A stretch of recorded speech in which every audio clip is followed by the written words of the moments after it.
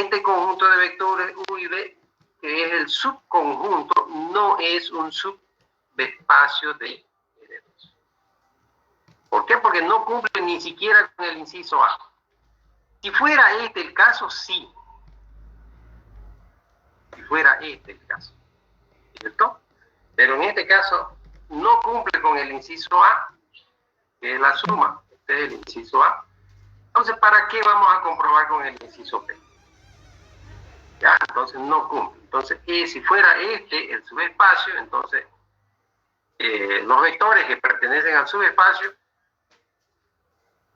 W, entonces W no es un subespacio de R. ¿Ya? ¿Alguna pregunta?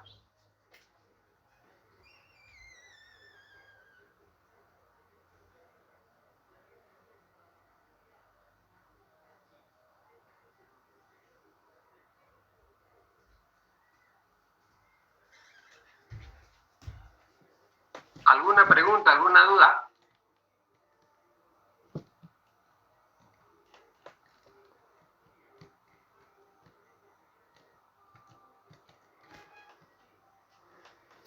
Bien.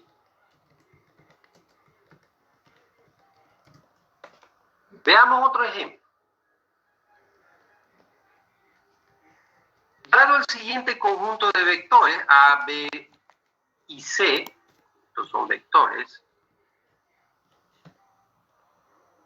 ¿no es cierto?, que pertenecen a este subespacio vectorial, tal que A sea igual a 0 y B y C pertenece al conjunto de los números reales. En este caso, estos A, B y C no son vectores, sino son componentes.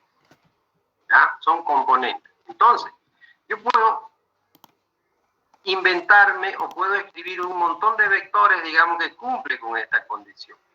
Es decir, donde A vale 0, entonces sería el vector, por ejemplo, 0, 1, 1. Porque pertenecen a R3, ¿no es cierto?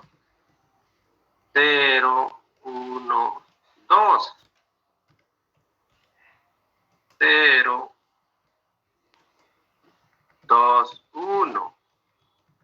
¿Alguien me puede decir cuántos vectores puedo escribir yo con estas características?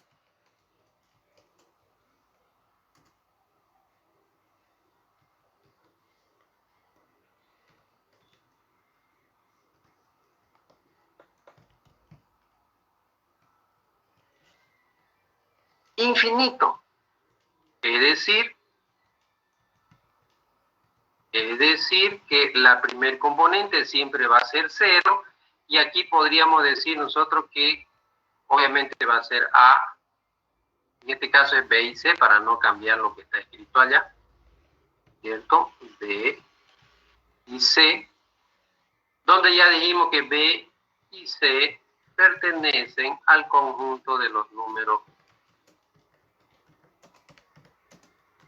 reales. Entonces, infinitos vectores.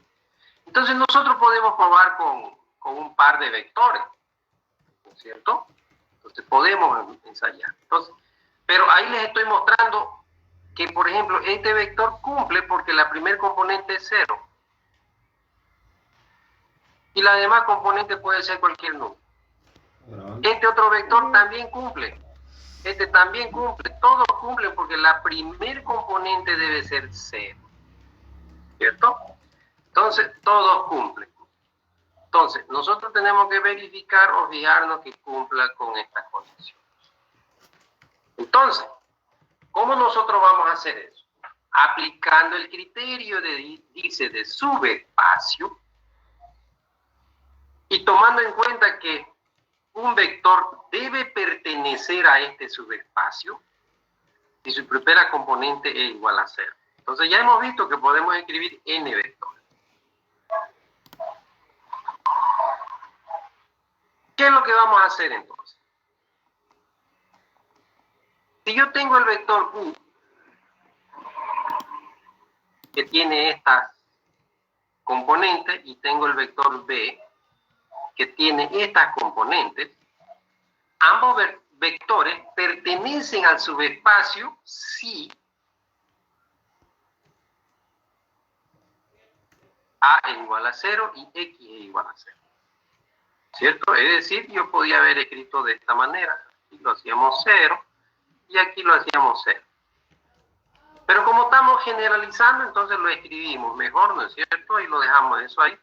Y decimos de que si yo tengo el vector U y el vector B, cada vector con su respectiva componente, si ambos vectores, sus primeras componentes son igual a 0, entonces pertenecen al subespacio.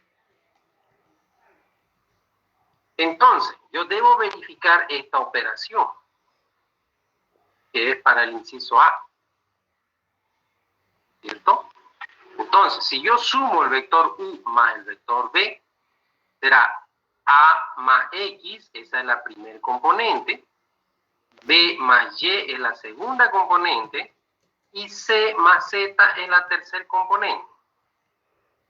También pertenece a W, también pertenece a W porque A más X es igual a 0. Porque ya dijimos que A igual a 0, X es igual a 0. Entonces A más X va a ser 0 más 0 igual a 0. Entonces también pertenece a dicho espacio vectorial o subespacio. Entonces cumple con el inciso A.